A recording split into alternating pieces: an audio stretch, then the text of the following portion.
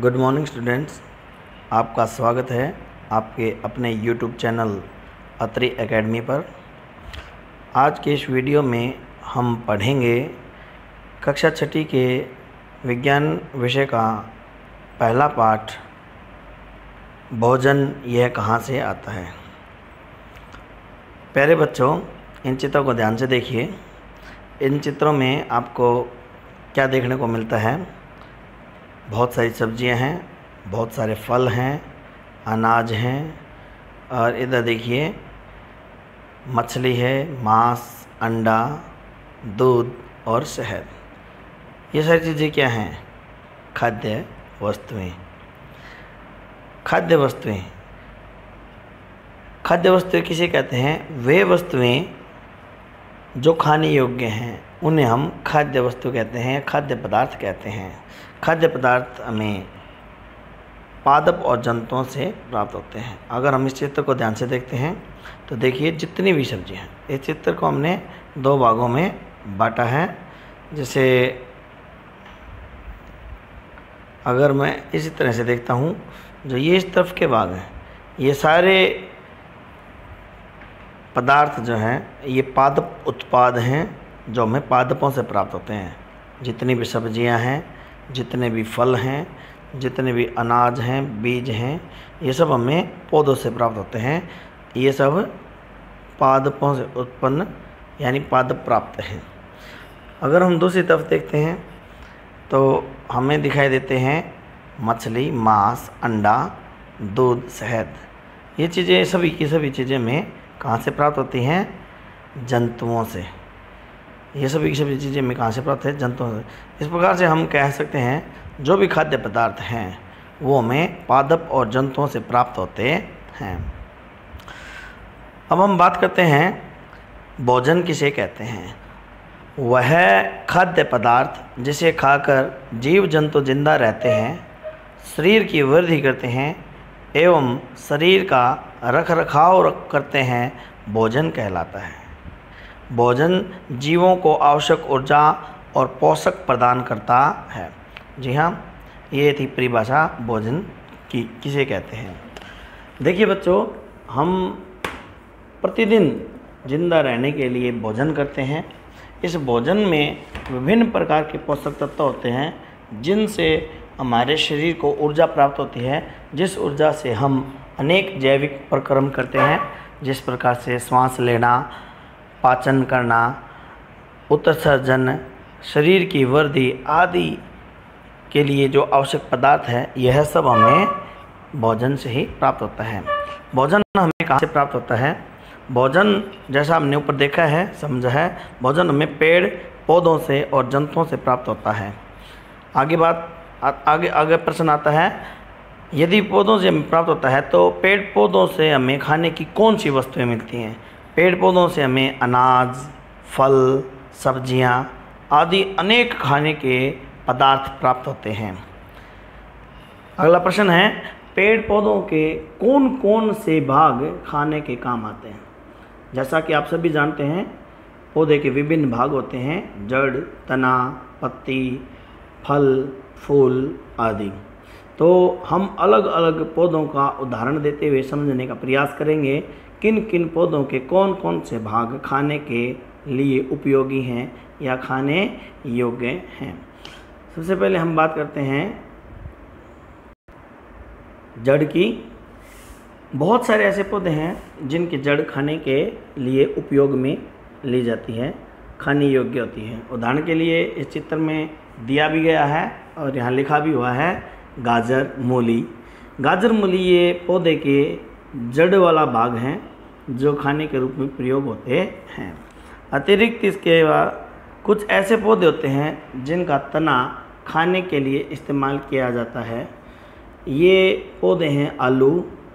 जी हाँ, आलू, जो आलू की सब्ज़ी हम खाते हैं, ज़्यादातर आलू बहुत अधिक उपयोग होने वाली सब्ज़ी है, यह तना है। दूसरा जो पौधा है वह है गन्ना। जी हाँ, गन्ने का जो खाने योग्य भाग है वह तना है। तने के रस से हम खाने के लिए अपने जो चीनी का इस्तेमाल करते हैं, वह चीनी भी हमें गन्ने के रस से प्राप्त होती है। अगला भाग है पत्ते। बहुत सारे ऐसे पौधे होते हैं जिनके पत्ते खाने में उपयोग होते हैं, जैसे पालक, हरा धनिया, हरे पत्तेदार सब्जियां जैसे पत्ता गोभी, पुदीना आदि। अतिरिक्त इसके बहुत सारे ऐसे पौधे हैं जिनके फल खाने के काम आते हैं या खाए जाते हैं, जैसे केला, सेब, आम, अमरूद आदि अनेक पदार्थ, अनानास, अनार, अंगूर, ये स्ट्रॉबेरी, ये सब पौधे के फल हैं। सब्जियां भी एक तरह से पौधे के फल ही होती हैं, लेकिन हम उसको उपयोगिता के आधार पर उसे सब्जियां कहकर संबोधित करते हैं। इस प्रकार ने हमने देखा और समझा कि पौधे के विभिन्न भाग खाने के लिए इस्तेमाल किए जा सकते हैं। अगला प्रश्न है बीज। बहुत सारे ऐसे पौधे होते हैं जिनके बीज खाने के लिए उपयोग किए जाते हैं। ये पौधे गेहूँ, चना, बाजरा, चावल आदि हैं। गेहूँ, चना, बाजरा आदि ऐसे उपज को हम खाद्यान्न भी कहते हैं। जैसा कि शब्द का अगर हम संधि विच्छेद करें, खाद्यान्न यानी खाने का अन्न। अधिकतर हम खाने में अनाज के रूप में गेहूँ, चना, चावल, बाजरा आदि का इस्तेमाल करते हैं। इसीलिए इस प्रकार की फसल को या उपज को हम खाद्यान्न भी कहते हैं। जैसा आप चित्र में देख पा रहे हैं, चना, जौ, बाजरा, मक्का आदि ये सभी खाद्यान्न हैं। अगला प्रश्न है दलहन किसे कहते हैं।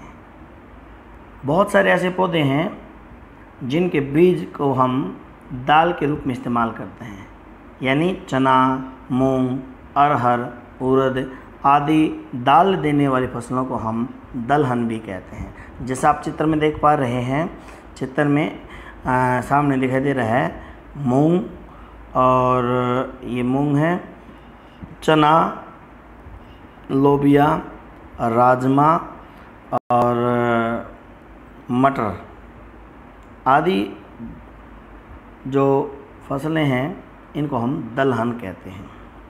तिलहन किसे कहते हैं।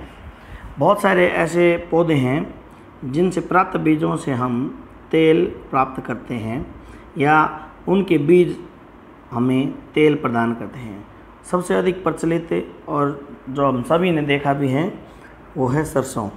जैसे सरसों के बीज से तेल प्राप्त किया जाता है, मूंगफली से तेल प्राप्त किया जाता है, तिल के दानों से भी तेल प्राप्त किया जाता है। अतिरिक्त इसके सूरजमुखी, नारियल आदि अनेक ऐसे पौधे हैं जिनके बीजों से या जिनके फलों से हम तेल प्राप्त करते हैं, किंतु जिनके बीज मुख्यतः तेल निकालने के लिए उपयोग किए जाते हैं, ऐसी फसलों को हम तिलहन कहते हैं। अगला प्रश्न, ये तो थी पेड़ पौधों से प्राप्त होने वाली वस्तुएं, यानी हम सभी ने देखा अलग अलग भाग खाने के लिए भिन्न भिन्न प्रकार के खाद्य वस्तुएं हमें प्रदान करते हैं, या हम अनेक प्रकार की खाने की वस्तुएं पौधों से प्राप्त करते हैं। पौधों से प्राप्त होने वाली इन खाद्य वस्तुओं को हम पादप उत्पाद भी कहते हैं। अगली बात करते हैं, एक भोजन का बड़ा भाग हमें जंतुओं से भी प्राप्त होता है। बात करते हैं हमें जंतुओं से खाने के कौन से पदार्थ प्राप्त होते हैं। जंतुओं से खाने के लिए हमें निम्नलिखित पदार्थ प्राप्त होते हैं। अंडा, मांस। देखिए, अंडा जैसे आप मुर्गी का अंडा, बत्तख का अंडा आदि बहुत सारे ऐसे पक्षी हैं जिनके अंडों का इस्तेमाल हम भोजन के रूप में करते हैं। मछलियाँ मांस का स्रोत हैं। मछली के अतिरिक्त बकरा, सूअर आदि का मांस भी प्रचलित है। तो हम देखते हैं कि जंतुओं से खाने के लिए हमें अंडा, मांस आदि प्राप्त होता है। अतिरिक्त इसके बहुत सारे ऐसे जंतु हैं जिनसे हमें दूध प्राप्त होता है, जैसे गाय, भैंस, बकरी आदि। इस दूध के विभिन्न उत्पाद बनते हैं जिन्हें हम दूध उत्पाद बोलते हैं, मिल्क प्रोडक्ट्स।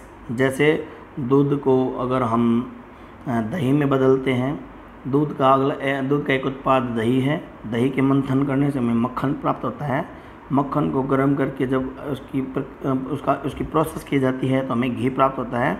यानी ये सब भी क्या हैं, जंतु वसा, यानी जंतुओं से प्राप्त एक भोजन है दूध, जिसमें अनेक प्रकार के पोषक पदार्थ विद्यमान होते हैं।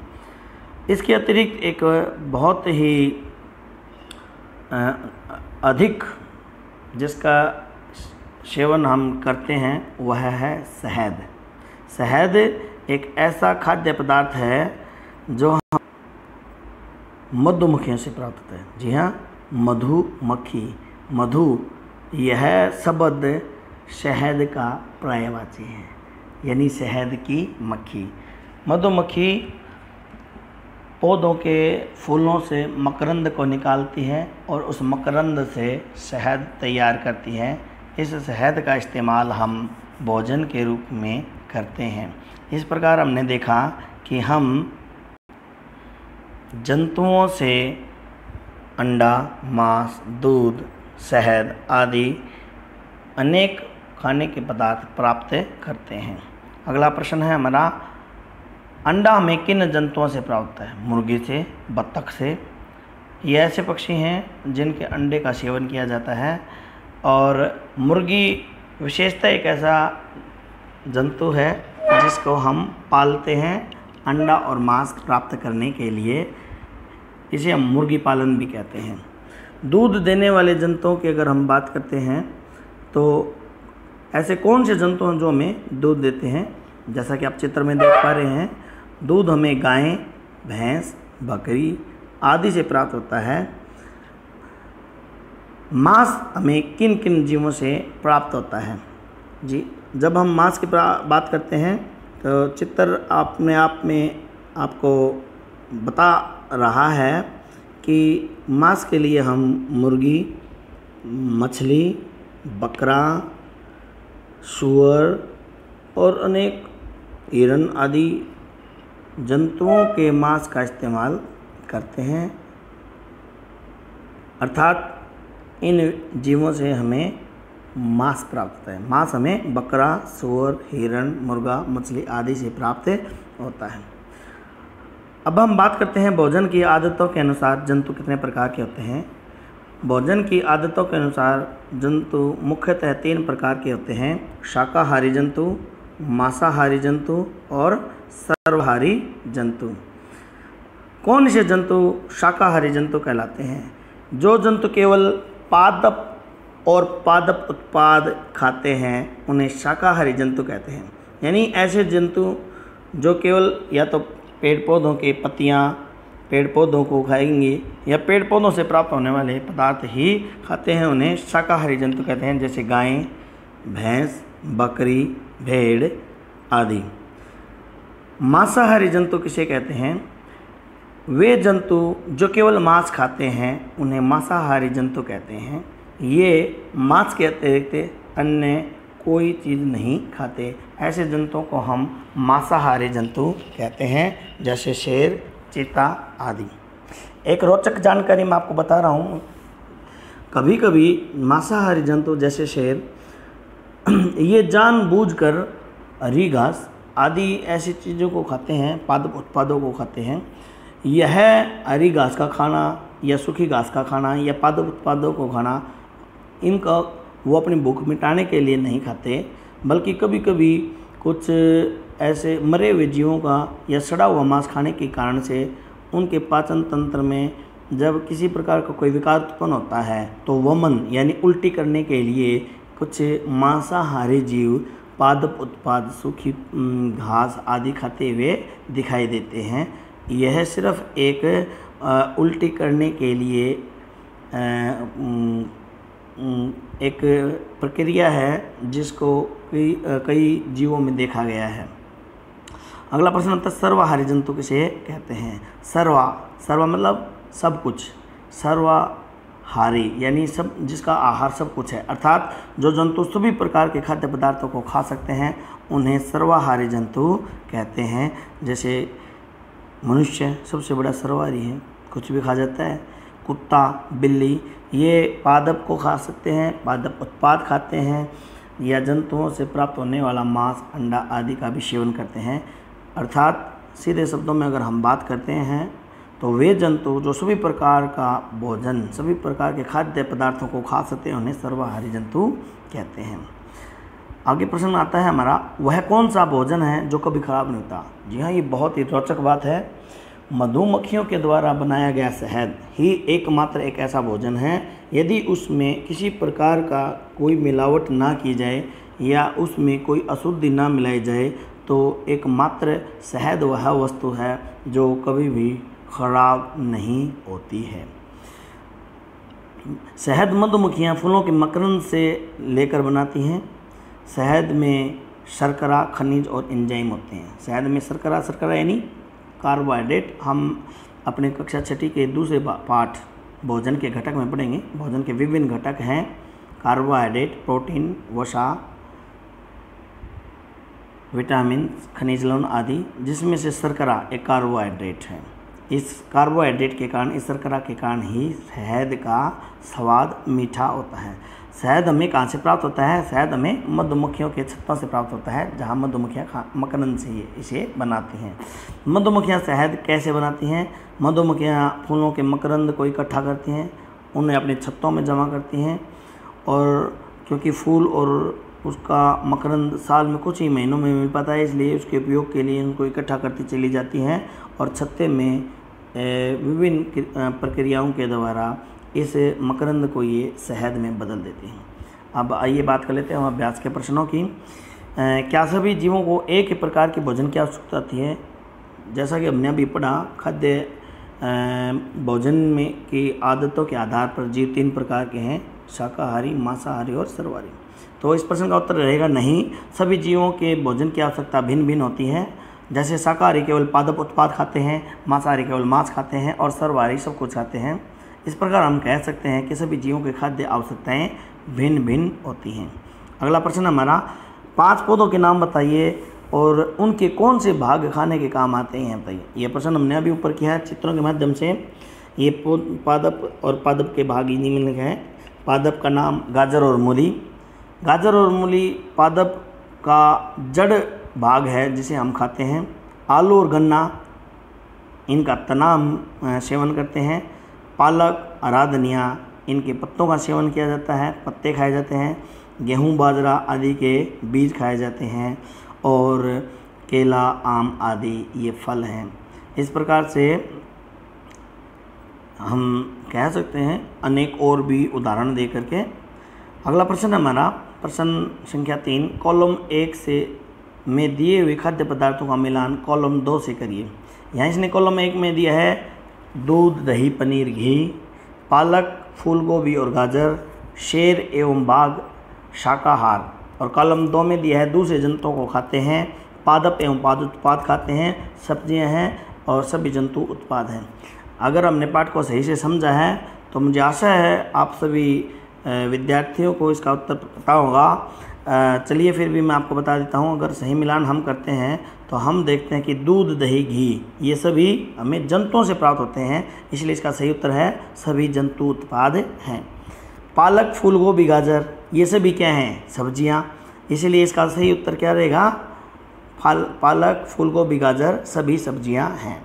शेर एवं बाघ, शेर एवं बाघ क्या है? मांसाहारी जंतु हैं जो मांस खाते हैं। मांस के लिए ये दूसरे जंतुओं का शिकार करते हैं, इसीलिए कॉलम बी से इसका सही उत्तर होगा दूसरे जंतुओं को खाते हैं। शाकाहारी, जैसा कि हमने परिभाषा में बताया था, जो जंतु केवल पादप या पादप उत्पाद खाते हैं उन्हें शाकाहारी कहते हैं। इस प्रकार से हम कॉलम 1 और कॉलम 2 का सही मिलान कर पाते हैं। अगला प्रश्न है हमारा, निम्नलिखित रिक्त स्थानों को उपयुक्त शब्दों से भरिए। दिए गए शब्दों से रिक्त स्थानों की पूर्ति कीजिए। शब्द हमें क्या दिए हैं? शाकाहारी, दूध, गन्ना, पादप व मांसाहारी। और हमारे को प्रश्न में दिया है दूध, दही, घी, पनीर। बाघ एक खालिस्तान है क्योंकि यह केवल मांस खाता है। यहाँ पर आपको समझाने के लिए खालिस्तान की जगह पर मैंने मांसाहार को लाल रंग से लिखा है। बाघ एक मांसाहारी है जो केवल मांस खाता है। दूसरा हमारा रिक्त स्थान है हिरण केवल पादप उत्पाद खाता है, इसलिए इसे खालिस्तान कहते हैं। जो पादप उत्पाद खाता है उसे हम क्या कहते हैं? शाकाहारी। तो इसका सही उत्तर होगा हिरण केवल पादप उत्पाद खाता है, इसलिए इसे शाकाहारी कहते हैं। अगला हमारा ग भाग है तोता केवल खालिस्तान खाता है। हम जानते हैं कि तोता केवल पेड़ पौधों से प्राप्त वस्तुओं को ही खाता है, इसीलिए दिए गए विकल्पों में से इसका सही उत्तर है पादप उत्पाद खाता है। और अंतिम रिक्त स्थान जो खालिस्तान हम पीते हैं वह प्राय गाय, भैंस या बकरी से प्राप्त होता है, इसीलिए यह जंतु उत्पाद है। इसका सही उत्तर है दूध। जो दूध हम पीते हैं वह गाय, भैंस या बकरी से प्राप्त होता है, इसीलिए यह जंतु उत्पाद है। जंतु उत्पाद यानी जो हमें जंतुओं से प्राप्त होता है। अगला है हमें चीनी खालिस्तान से प्राप्त होती है। चीनी मैंने पहले बताया था जब हम पिछले बात कर रहे थे कि गन्ना एक ऐसा पौधा है जिसका तना खाने के लिए इस्तेमाल किया जाता है और उसके तने से मिलने वाला रस, उससे हम चीनी बनाते हैं। तो इसका सही उत्तर रहेगा हम चीनी गन्ना से प्राप्त करते हैं। इस प्रकार से हमारा यह पाठ पूरा होता है। मैं अपने सभी श्रोताओं से दर्शकों से एक विनती करता हूँ कि आप अभी अत्रि एकेडमी चैनल को सब्सक्राइब कीजिए और बेल आइकन को दबाइए, ताकि आपको आगे जितने भी वीडियो आपके किताब में विभिन्न पाठों के बनेंगे वो जब अपलोड होंगे तो आपको उसके बारे में जानकारी नोटिफिकेशन के द्वारा मिल जाएगी। अधिक सरलता के लिए, आपकी सुविधा के लिए मैंने इस वीडियो के डिस्क्रिप्शन बॉक्स में जो ये PDF फाइल जिसे देखकर मैंने यह वीडियो बना है वह मैंने डिस्क्रिप्शन बॉक्स के अंदर लिंक में दी हुई है। आप वहां जाकर लिंक को प्रेस करके इस फाइल को डाउनलोड कर सकते हैं। अत्रि एकेडमी पर इस वीडियो को देखने के लिए आपका बहुत बहुत धन्यवाद। आपका शुभ हो, आपका मंगल हो। आप अधिक से अधिक वीडियो को शेयर कीजिए, लाइक कीजिए, कमेंट कीजिए और सब्सक्राइब कीजिए। Thank you very much.